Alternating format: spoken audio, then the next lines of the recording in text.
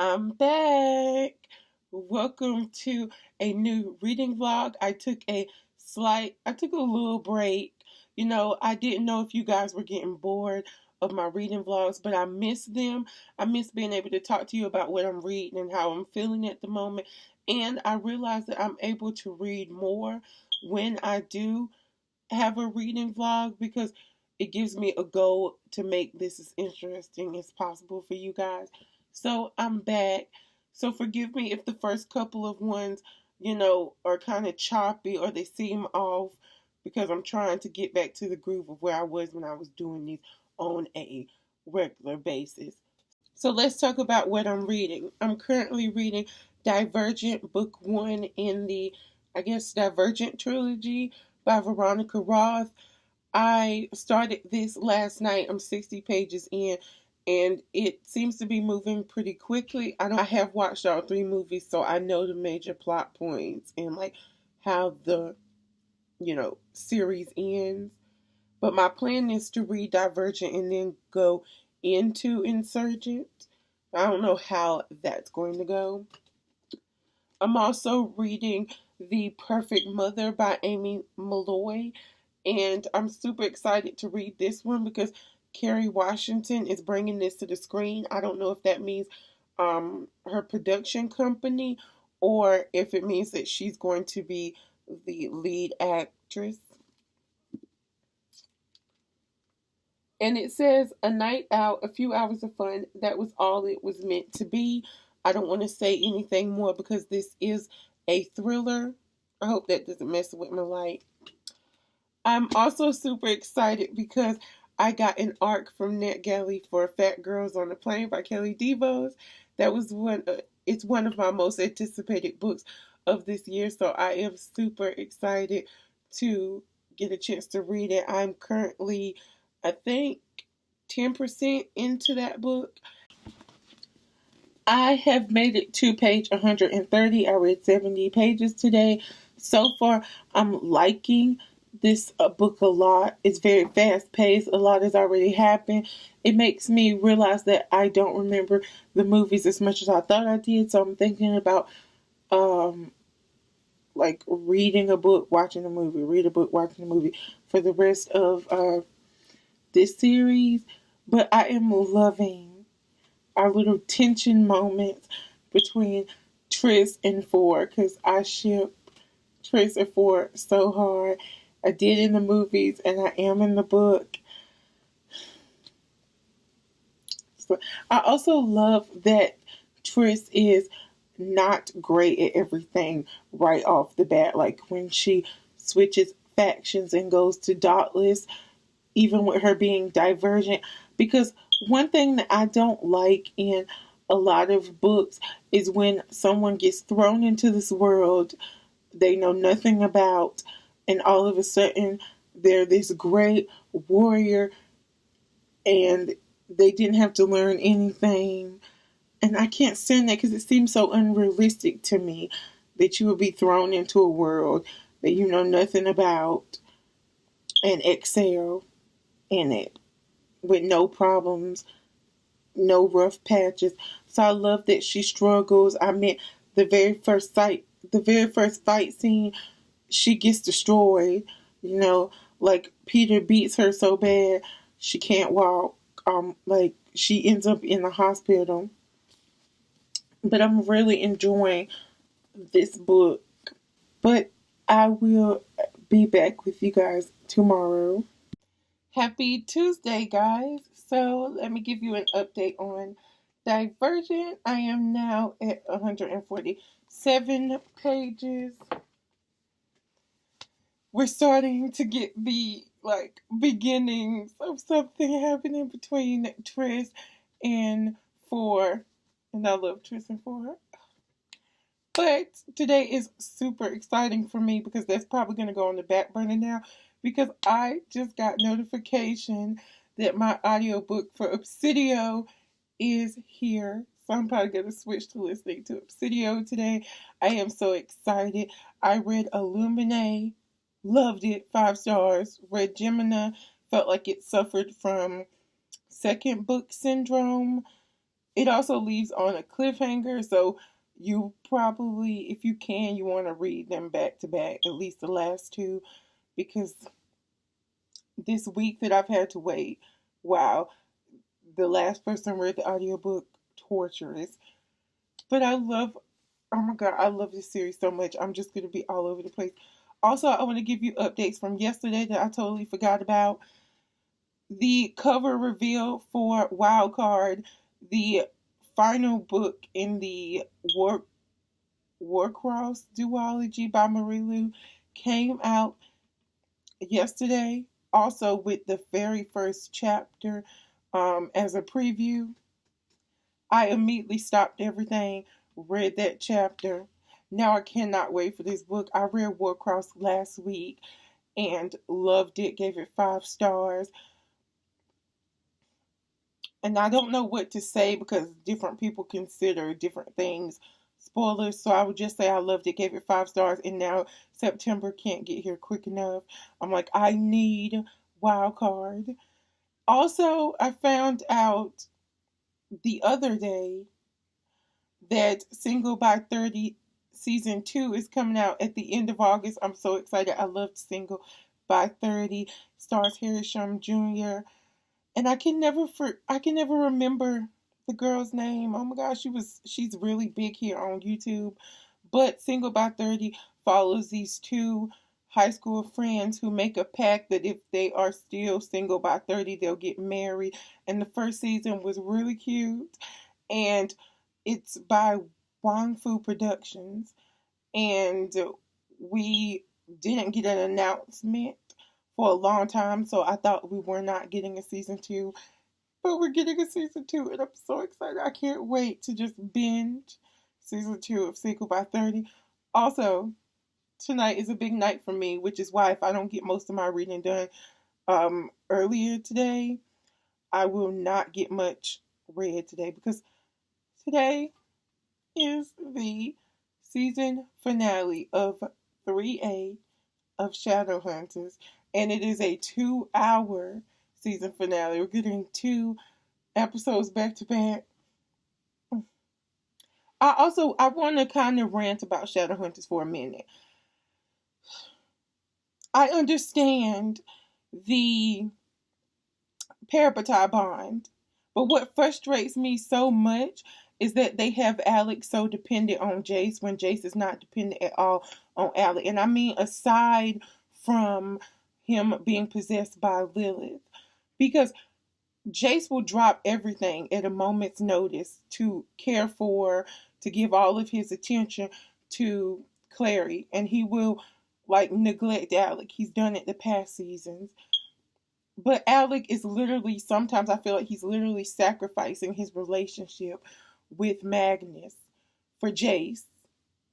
And it's frustrating, and it was frustrating in this little preview that they gave us a couple days ago where Magnus is going down to Edom to ask a favor of his father, and it's a very dangerous situation for Magnus to go in, and he looks at Alec and tells Alec, tell me Jace isn't worth it. And Alec can't say anything because to him Jace is worth it. And it's frustrating because I know if the tables were turned and something was happening with Clary where Alec need to be sacrificed or something, Jace would not blink an eye. Okay, to like throw Alec to the side to save Clary. And it's frustrating to me that Magnus can't get the same from Alec because Magnus deserves Alec's full attention and all of his love. And it's frustrating. And I hate that they write Alec so codependent on Jace, but Jace could care less about Alec. But that's my little Shadowhunters rant. Do I have anything else I want to mention to you guys? Oh, yeah. So I started, but I don't know how much I'm going to finish or if I'm going to even continue. But I started Follow Me Back by A.V. Geiger. The only reason why I started this is because the second book, Tell Me No Lies, is already out or comes out this month or next month or something like that. And I'm on 35 on page 35. And I kind of put down The Perfect Mother because it really does focus on motherhood. And I knew that to start with, but I didn't know it was going to focus so heavy on motherhood. And because that's not the stage of my life that I'm at right now, I'm finding myself hard to connect with these characters. So I picked this up instead because it's also a thriller, and it's about a girl who is obsessed with this singer, Eric Thorne, and I think he follows her on Twitter, and a single. Let me just read a little bit. Okay. So, yeah, I told you about the girl. It follows the character Tessa, who is obsessed with the singer Eric Thorne, and I think he hit the follow button on her account when she writes this fan fiction called Eric Thorne Obsessed that takes off like in the fan verse, and then something deadly happens because of it, and it's kind of told like with interviews, and then we get flashbacks of like what happened leading up to the events. That was probably a really bad synopsis, but this originally started as a Wattpad book, I think. So I don't really have high hopes for it. I feel like a bad person for saying that, but I don't. But so far, so good. So I guess that's all I have right now for this update. And I'll see you guys maybe later if like Shadowhunters doesn't totally destroy me tonight. So I am here with another update, guys. I didn't update you yesterday because I was just so enthralled in Divergent. This book was amazing. I gave it 5 stars, but and I lost my voice from reading so much because I was literally up at 12 in the morning and I only had like 40 pages left and I could not put it down. So, excuse my voice. But I don't know if anyone else feels like this book to me felt like complete, like a standalone. Like at the end, when I finished the last page, I was like, oh, I would be completely happy with just reading this and not moving on. I don't know if anybody else got that feeling. Like a lot of times when you read a book and you get to the last chapter and the very last page and you're like, what? That cliffhanger though. Like, I need the second book right now. I need the next book now. But this one, it just felt to me like it would be a great standalone novel. I don't know why. I don't know if it's because I've read because I've watched the movies. I don't know. But of course, I have Insurgent with the bookmark ready to go. But now I don't know if I'm going to rush to read it. I might. I don't know what the rest of the week is going to look like. Because, like I said, this to me had a completeness about it. Like, I could just read this and never know, like, what happened and be fine. I'm, I'm blabbering. But it made me want to watch the movie so bad. I am an hour and like 30 minutes into Obsidio, loving it. Like the jump between Illuminae and Gemina, like Illuminae feels like a separate book to me, but Gemina and Obsidio feel like a duology. I don't know if that makes sense to me because I don't know if it makes sense to you, but when I read Illuminae, I was like, this just the same thing with Divergent. It felt like it could have been a complete story and I would have been fine, like, not having any other books. But then when I got to Gemini, it didn't feel the same way. It felt like incomplete. And then Obsidio takes us right into a continuation of Gemini. It's really good so far. So I don't know what physical book I'm going to pick up right now, and I'm probably all over the place with this little section, but I will be back with you when I have another update. So I've read 76. I'm on page 76 of Insurgent, and we're starting to get to the action now. For the first 2 or 3 chapters, you know, it was kind of boring. Nothing happened. But now, Dauntless and Erudite are coming onto the Amity compound. So we're about to get into the drama again. I am also mad at everybody who did not tell me that Veronica Roth has such beautiful writing. I don't know if it's just me, but I've come across some paragraphs that made me want to read like 2 or 3 times because I was like, that was just so beautifully put. And of course, I love Fortress, and we're getting so much Fortress. Also, I wanted to show you a book that I picked up at the library today. I'm super excited for it because Chelsea at Chelsea Darling Reads spoke highly of it, and that is A Princess in Theory by Alyssa Cole. This is book 1, I think, in the Reluctant Royals series.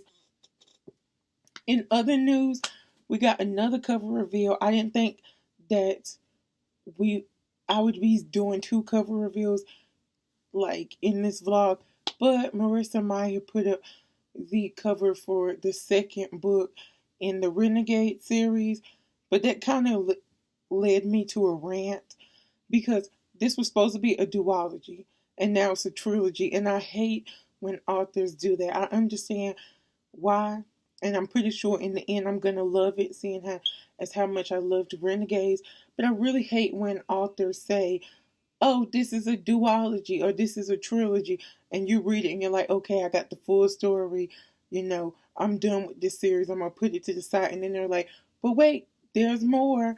Like, I'm gonna add 3 or 4 more books onto this series. It's like, ugh, I hate that, especially because chances are you knew already when you wrote the first book that you weren't going to be able to completely tell the whole story in the second book.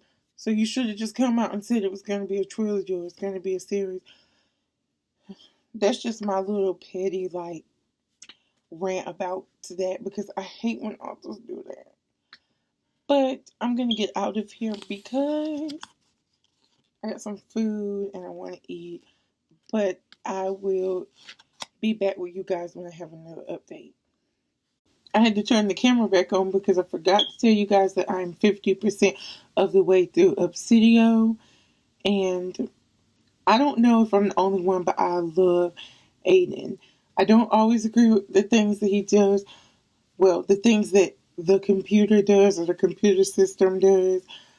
But Aiden has got to be one of my favorite characters. I don't want to spoil anything, but something just happened with Aiden. And all the feels. I'm pretty sure my eyes got misty. But we're starting to get to the point where my anticipation is getting my anticipation and my dread is getting really high because I know that some people are about to be killed off. So I'm hoping that Katie and Ezra make it out of this alive.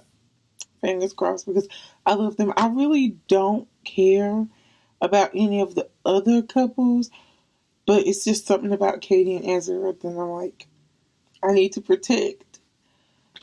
But I'm going to get out of here for real now, and I'll be back to finish this thing out tomorrow. Okay, wow. Okay, let me try to put this together so I can wrap this reading vlog up. I know it's been all over the place, as I said in the beginning. Give me some time to get back into the swing of things. But I just finished listening to the audiobook of Obsidio, book 3 in the Illuminate Files, and I honestly don't know what rating I'm going to give it because I enjoyed it so much more than Gemini. But I'm not sure that 5 stars is right. But I'm trying not to give half stars this year. I'm just really confused. The ending was so satisfying. But my one major problem with it was that it felt too safe.